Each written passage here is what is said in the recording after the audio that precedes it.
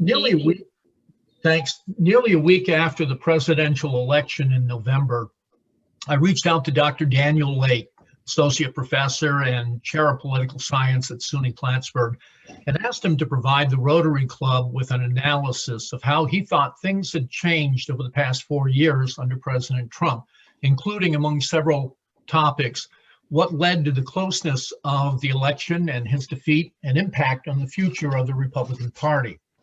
Well, as we all know, much has happened since that election, including the storming of the United States Capitol a week ago. Today, Professor Lake, whom I've known for approximately 10 of his 14 years at Plattsburgh, will provide his analysis of how we got to the events of January 6th and the possible second impeachment of President Trump later today. Dan? Thank you. Thank you, Keith, for inviting me, and thank you to the Rotary Club for having me here. If the host could allow me to share my screen or enable me to do that, I could I've got PowerPoint set up with some information over the course of this that would help keep me on track. Dan, see if you can do that now. Okay. Yes. All right. Which one is it now? That one. Okay.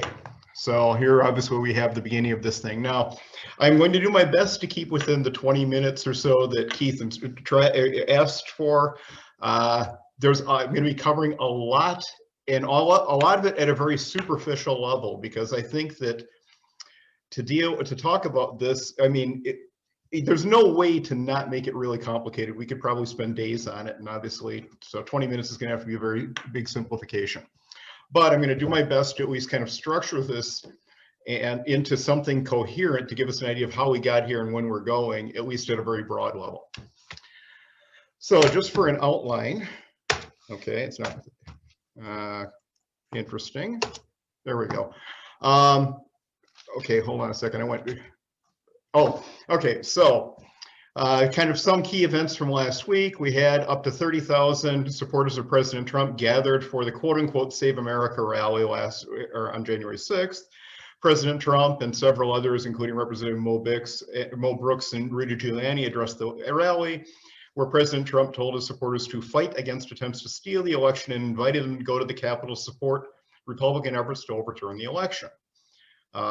A mob of some fraction of the members of the rally, nobody's quite sure how many, marched from it to the Capitol, forced their way in, interrupted election certification, and threatened the lives of Vice President Mike Pence and members of Congress. There's some evidence coming out in recent days that administration officials may have interfered with efforts to control the riot, and there are reports from this morning that some Congress members may have actually helped the rioters by taking them on tours of the Capitol, showing them where things were beforehand. And just as a final note, after certification resumed, 139 House members and 8 senators still voted against certifying the electoral votes from Arizona and/or Pennsylvania. So there's a lot going on here. Now, the talking brief, I'm actually going to go back 56 years. And partly because in politics, things never happened from one day to the next. They're usually the process of years, decades, or even generations of change. And the stage and part of why what happened today happened was the nature of the Republican Party that formed prior to 1980. So the party realignment that took place between 1964 and 1980. I'm going to talk about how, in a sense, we see these events were presaged by some of the reaction to the elections of Bill Clinton and Barack Obama, and then some aspects of Donald Trump's election and presidency that had set the stage for this. Kind of some of the causal factors I'm going to talk about. One of them is that there's a belief within some segment of the Republican Party and conservatives that Democrats are less patriotic or not patriotic, socialists, and somehow un-American, which helps rationalize the behavior. I think a critical feature is that there are fears of the future among the Republican Party, that due to demographic, social, and political change, they face a future of indefinite political marginalization. And that our society has also become more politically polarized, and within congressional Republicans, which is of course part of the story, there's a distinct rightward shift. I'm focusing my discussion on the Republican Party and conservatives because of course that's where this stuff is coming from, but there's a lot else going on. and then I'll kind of comment a little bit on where things seem to be going. All right, so first of all, again, the Republican Party that exists today is still, in many respects, the legacy of a party realignment that took place between 1964 and 1980. The breakup of the New Deal coalition, it supported the Democratic Party for, what, 30-odd years by this point, was triggered in many respects by the Civil Rights Movement, and then the Civil Rights Act of 1964 and the Voting Rights Acts of 1965. That started the shift of Southern Democrats, white Southern Democrats, from the Democratic Party to the Republican Party, and conversely, a lot of black voters started supporting the Democratic Party instead of the Republican Party, who they weren't usually voting for, especially in the South, because they couldn't vote, but they tended to be Republicans. During the 60s, of course, it was a time of turmoil, similar to what we're seeing today in some respects. And thanks to anti-Vietnam War protests, urban crime, urban riots in 1967-68, this continued the process of this realignment as more conservative white Americans tended to shift to the Democratic Party and helped contribute to Richard Nixon's victory on a law and order platform in 1968. We also saw during this time frame, as a result of the anti-war movement and how that started to take hold in the Democratic Party, formerly Democratic foreign policy hawks, the neocons, switched from the Democratic Party to the Republican Party. And finally, we have the counterculture movement, free love, drug permissiveness, et cetera, of the 1960s and the 1973 Roe v. Wade decision, stimulating political activism among conservative evangelical Protestants, leading to things like the formation of the moral majority in 1979. So by 1980, Ronald Reagan was able to put together a very large, successful coalition that that was primarily white Americans. Of course, America was primarily white at the time and still is, but primarily white Americans. There was a very strong social conservative basis based in part in evangelical Protestantism. There was a very strong pro-military, hawkish foreign policy element of it. And there was also the traditional Republican, fiscal conservative, pro-business side of it. And that had been there for decades. This is the new pieces of the puzzle.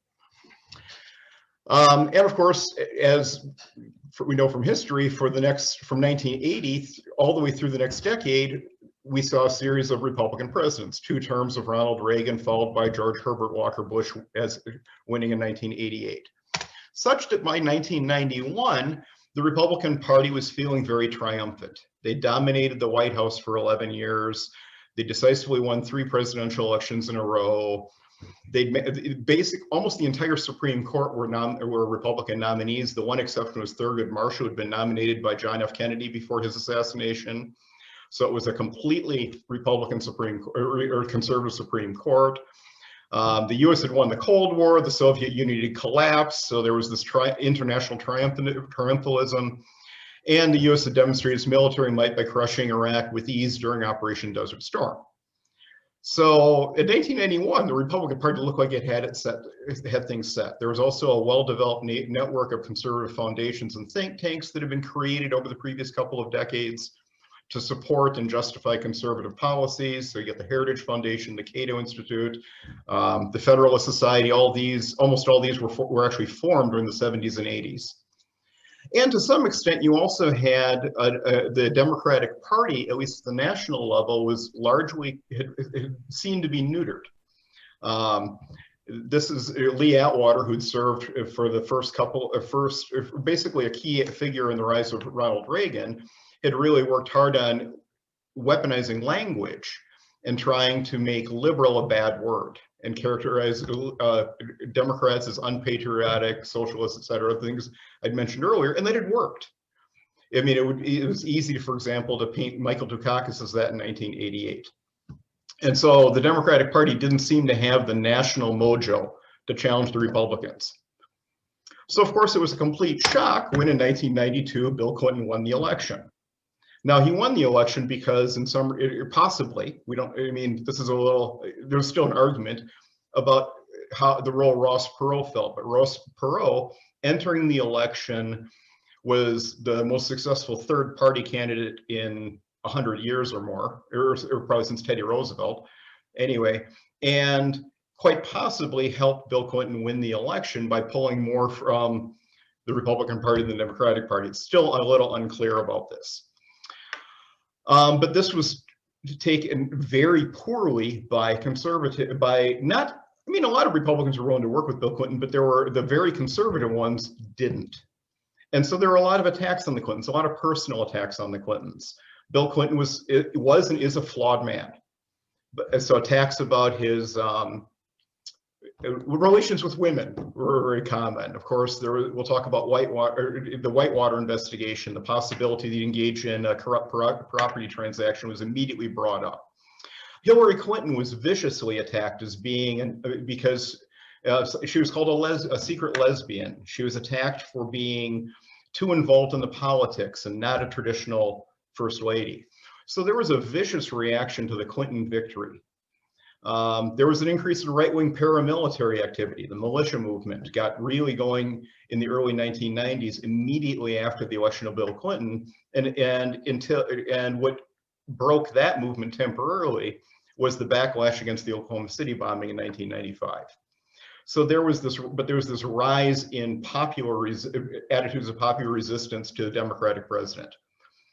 We had the Whitewater investigation, which after the Republicans won control of Congress in 1994, turned into the appointment of Kenneth Starr as a special prosecutor, who then basically investigated everything he possibly could. In the end, his report basically said there's nothing the Clintons did at Whitewater, but he managed to get an indictment, or managed to get or accuse that President Clinton during the investigation had lied about his relationships with Monica Lewinsky under oath.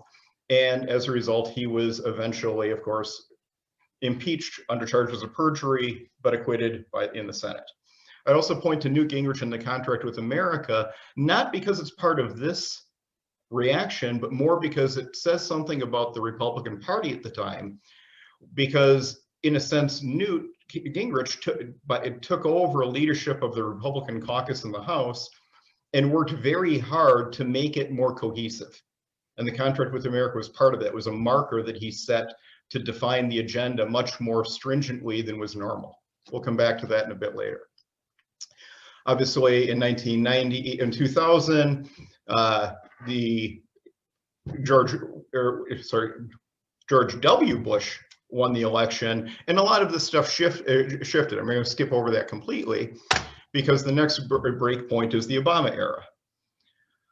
Again, we see vicious attacks on the person of Barack and Michelle Obama, the birther and secret Muslim canards, for lack of a better term, against Barack personally, even during the election campaign. And of course, Michelle Obama got plenty of heat too for being who she was. But conservative bloggers, talk show hosts, activists, and noteworthy among them, Donald Trump, promoting those things even before Obama's election. At inauguration, Senator McConnell apparently pledged to do everything in his power to make Obama a one-term president. So the hostility was very strong there. We see the renewal of militia activity. The militia movement had basically been quiet from 1995 until 2009. It starts ramping way up again.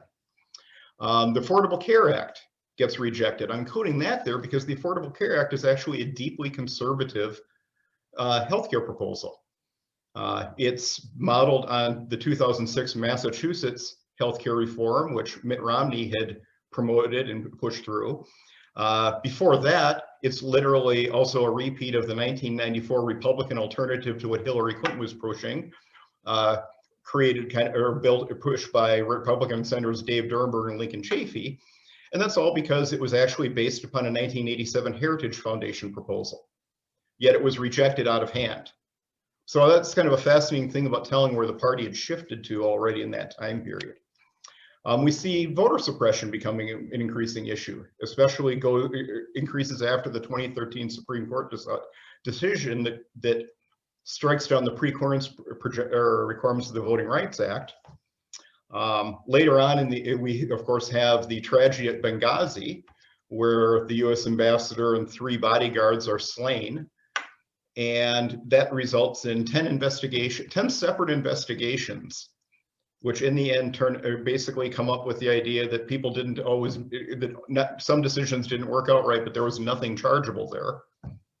But it was, I mean, again, gives you an idea of the resistance. And of course, as I kind of conclude, a lot of obstruction of the Obama agenda, culminating in refusing to even hold hearings in response to the nomination of Merrick Garland after Antonin Scalia dies in January 2016. Moving on to the Trump era. Trump ran as a Republican. He's not a conservative. He's never been a conservative. He doesn't really have a coherent set of political ideals that anybody can ever define. But most accurately, he gets defined as a right-wing populist, meaning it's some of the ideas are related or adjacent to what conservative principles are, but they tend to focus on populist themes, meaning that the people are oppressed by the elites, whoever they are, and I am going to be their champion to fight for them. Now, populism is kind of an element of politics. Bernie Sanders also is to some extent a populist, albeit of the left. So there's nothing, populism is one aspect. But the kind of the American First anti-immigration agenda is quite different. It overlaps with the Republican Party, but is quite different from historical practices, the anti-immigration, the anti-free trade, some of the hostility to U.S. alliances, for example. All that is very unusual from a Republican point of view. He's also, I just point out, doesn't have any real respect for the Constitution or the law. Routinely just ignores provisions or requirements. Most recently, of course, we see acting DHS Secretary Chad Wolf resign. There had been at least 5, I think, court decisions saying his appointment was illegitimate. I mean, there are processes, but there was no sense of needing to follow them. Another characteristic of the era has been the dishonesty and lack of transparency, which has largely been accepted by Republicans and conservatives, although we're starting to see that break down a little bit. We have the Russian involvement in the 2016 campaign, which was partially documented by the Mueller report as well as by the Senate Foreign Relations Committee. And the findings indicated that there was Russian involvement, that there were reason to suspect there might have been Trump campaign connections, but that was basically glossed over and pushed under the rug. We have the Ukraine scandal, where the president pressured the president of Ukraine to try to influence the 2020 election, and he was impeached over that, but he was acquitted in the Senate. And of course, we've got claims from earlier in 2020 that if he didn't win, the election would be rigged. So we've got a really unique individual here. This is not typical. I mean, this is not a typical Republican. It's not typical of American politics. This is kind of a unique era or unique person. Now, I kind of want to try. So how we got to this point, because this, in a sense, helps set up why we had this riot at the Capitol, this attempted insurrection. And I'm going to point to there are some deep-rooted trends that led us this way. First is demographic change. The U.S. is becoming less white, and the Republican Party, if you recall, had put its electoral base in white America back by 1980. That was a very successful strategy for decades, although it started to lose the ability to win the presidency in 1992. There's only been one Republican nominee who's actually won a majority of the popular vote since 1992, and that was the re-election of George W. Bush in 2004. But it's been a fairly successful political strategy. But if you look at with non-white Americans overwhelmingly supporting the Democratic Party, if you're a Republican, that's starting to look really scary. So part of what's going on is that the fear of demographic change is scary to a lot of conservatives who feel that they're losing their country. Societal change is another piece of this. And for a proxy, then looking at religiosity. Again, the Republican Party, a core part of its base was social conservatism based in evangelical Protestantism. And what we see happening here is that Protestantism itself is in decline in the United States. No religion, in fact, is the major swing towards it. And basically a lot of the social conservative agenda is losing its relevance for a lot of the population. You can kind of see that in terms of the acceptance of marriage equality, for example, a very radical shift. You can see that in terms of the acceptance of marijuana legalization or decriminalization. So societal change is looking grim from a traditional Republican base. And then political change, generational change is turning radically against the core values of the Republican Party as it existed from 1980. You can see here, this is just one representation, but we've got the kind of small government conservatism based upon white Protestant culture isn't resonating with the last 3 generations of American youth as well. Instead, they generally are rejecting it and favoring of a more active government to help people and a more diverse society. And again, this is deeply threatening to a core constituency of the Republican Party. So also now there's some institutional factors going on here too, or just to show a different trend. Political polarization in the House.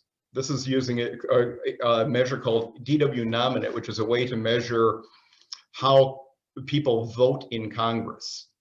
And what we see is that the Democratic Party has consolidated a little bit and shifted slightly left, but the Republican Party has shifted remarkably right in the last 50 years or 60 years now.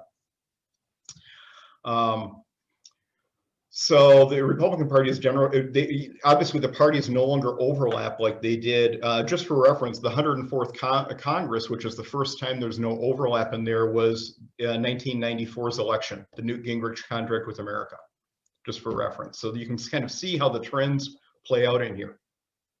We see this to a lesser extent in the Senate, and we see the similar type of pattern in the electorate. I didn't want to just barrage you with data on this stuff.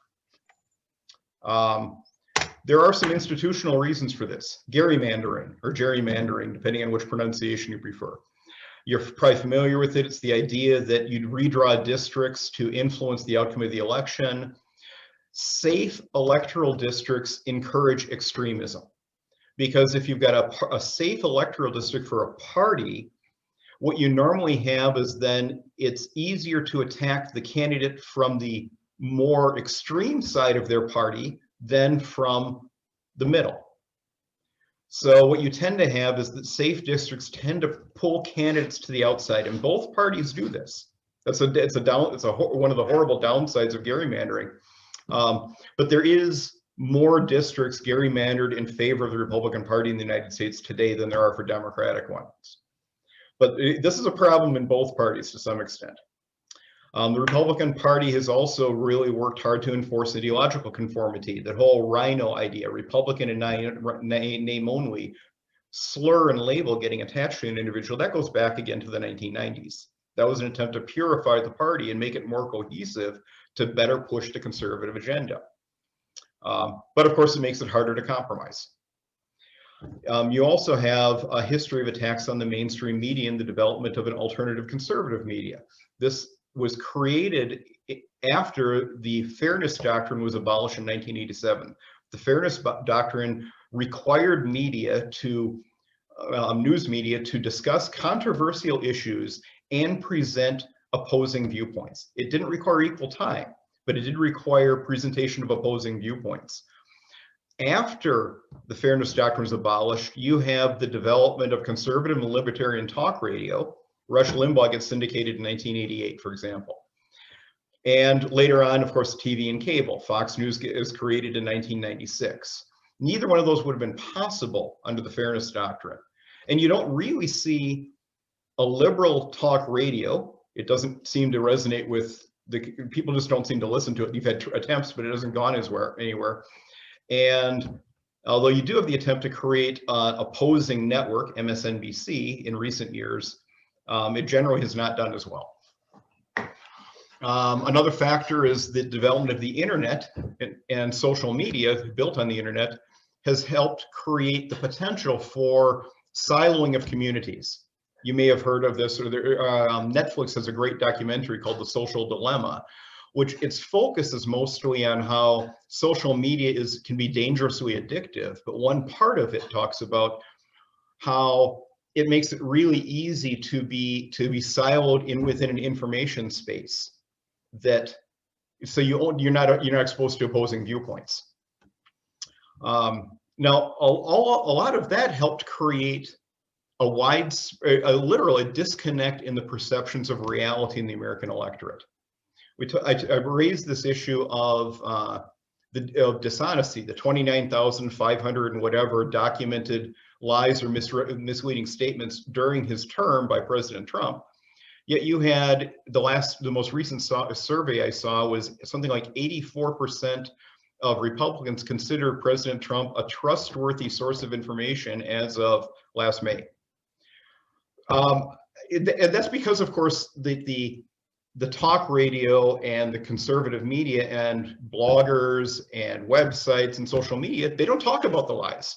They don't frame them that way. Instead, they re-amplify and magnify it. So what we've got literally people living in different worlds. And of course, the last thing I'd point out is the winner-take-all Republican presidential primary may be part of why Donald Trump actually won that primary. In the Democratic Party, most states split their primary delegates based upon some level of proportionality among the vote. Republican states are all or virtually all winner take all, meaning whoever has the plurality, the largest number of votes wins. If I remember right, Donald Trump only won 37% of the primary votes cast in 2016, yet he was able to take the nomination with a minority of support among the Republican Party because winner take all primaries encourage that. So there's a mechanical feature in there that's particular to him that might also help understand why some of the stuff happened. So where do we go with this? It's hard to say. At the moment, the attempt to overturn the certification of the election failed, but doesn't mean there won't be another attempt. And there clearly are people within that radicalized group who are interested in continuing to try to overturn the election. There have been polls that indicate that Trump has lost significant public support since January 6th, but there's no guarantee that would be temporary. There's a drop in approval rating. I've been reading reports of people literally last Thursday and Friday, the day after this happened, going into their state offices and dropping Republican Party identification. So there's people who are pissed off about this. And of course, Trump appears to have lost some support in Congress. They've got Liz Cheney, most noteworthy in the House, has expressed support for impeachment. There have been at least 5 Republican representatives who have said they would support it. And Mitch McConnell in the Senate seems open to the possibility. So there's a distinct likelihood of both, well, he's almost guaranteed going to be impeached again. Whether the trial will result in either removal or removal from of privileges is to be determined. But he's almost guaranteed to be impeached again. There's also a very real possibility the Republican Party may split. The difference, there's still very strong support for President Trump within the party, both in the congressional caucus and in the population at large. But at the same time, you've got a fair number, you can kind of think about it. We've had a fair number of Republicans rejecting Trump since 2016, the Never Trumpers, the Lincoln Project. We've got a lot of very solid conservatives who've never accepted him, but now we're seeing the potential or the possibility that more of the party will shift in that direction. So we may well see either the elimination of the Republican Party and a new conservative party form, much like happened with the Whig Party in 1854, leading to the Republicans, or you may see some other permutation. I wouldn't be surprised if we see multiple conservative parties in the near future for a while. And of course, we also have a very high risk of further right-wing political violence. In this case, of course, we've got armed protests have been called for every single state capital over the next week. And the possibility of a return to Washington isn't absent. And again, as we saw happen in the last 2 Democratic administrations, there was an uptick in mobilization of these paramilitary organizations rejecting the government in the wake of the elections of Bill Clinton and Barack Obama. There's no reason not to expect that to happen again with Joe Biden in office. So I suspect we are looking at quite possibly years of political violence at a low level, or a higher than normal level, but a low level coming out of that fringe of supporters who won't accept that. Anyway, I guess that's where I'm at. So I was end it right there. Anyway, thank you for your attention. I don't know if you've got any questions or. Thank you, Dan. We probably have time for a couple of questions. Did anybody have anything they would like to ask Dan?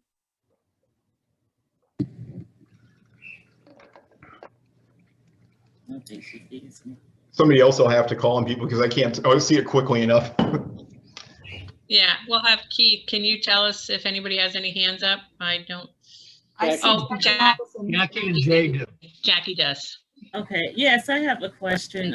You talked about the why, I can see why the whites are a part of this Trumpism, I guess is what you'd call it. But there have been minorities involved in it as well. Can you explain their involvement? You'd have to look at it case by case, but individuals aren't groups. I mean, individuals have their own reasons for identifying. They may find parts of the ideology attractive. I mean, why is the leader of the Proud Boys a man of color? It wouldn't be what I would expect, but he is. So individuals find their own reasons to tack onto it. I can't really explain.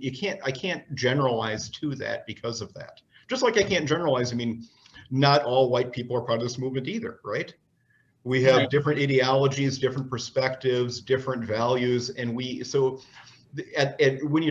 get into the group stuff, you kind of end up with some gross generalizations that are always going to have exceptions. Thank you. That was very good. Okay, thanks. I think Jay had a question.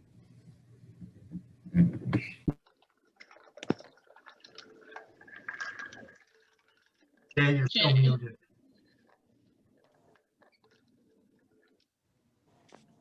Okay, my question is, what do you think the impact is going to be on people like Hawley, Cruz, and our own Elise Stefanik, with them being apparently supportive of this coup activity? That's going to be fascinating to watch it play out, and I have a feeling that we might see a couple of different things happen. If it's true that there were Congress members who actually did things like give tours to leaders of this group of the rioters, I would not be at all surprised to see them expelled from Congress and possibly charged. When it comes to the individuals beyond that, it kind of depends on where they fall into it. Representative Stefanik was somewhat a late addition to the group opposing certification and hasn't been as vocal about it in what I've seen, but I could be missing stuff. So there may be no consequences for her, there may be censure. It depends on how it plays out with the electorate.